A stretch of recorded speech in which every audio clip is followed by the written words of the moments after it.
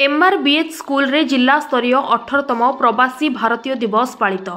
गजपति जिला पारलाखेमुंडी स्थित महाराजांक बालक उच्च विद्यालय ठारे आज 11टा बेले जिला स्तरीय 18तम प्रवासी भारतीय दिवस पालित हो जाइछि।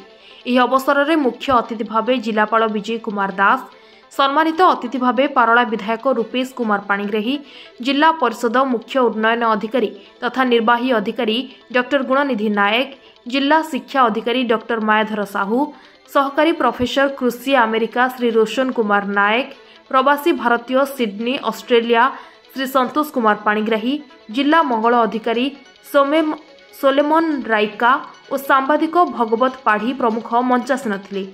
प्रतिवर्ष भारत सरकार द्वारा जनवरी 8 तारिख दिन प्रवासी भारतीय दिवस पालन करा जाए। एही दिन महात्मा गांधी दक्षिण आफ्रिकार स्वदेश को फेरिथिले। एही दिन को स्मरणीय करबा पई 2003 मसिहारु प्रवासी भारतीय दिवस पालन करा जाउछि। एही अवसर में प्रवासी भारतीय निज क्षेत्र में जो माने विशेष सफलता हासिल करिसेंती सेमानंकु सम्मानित करा जाइछि। एथिसह पूर्वरु होइथिबा विभिन्न प्रतियोगिता रे विजयी प्रतियोगी मानंकु अतिथि माने पुरस्कृत करथिले।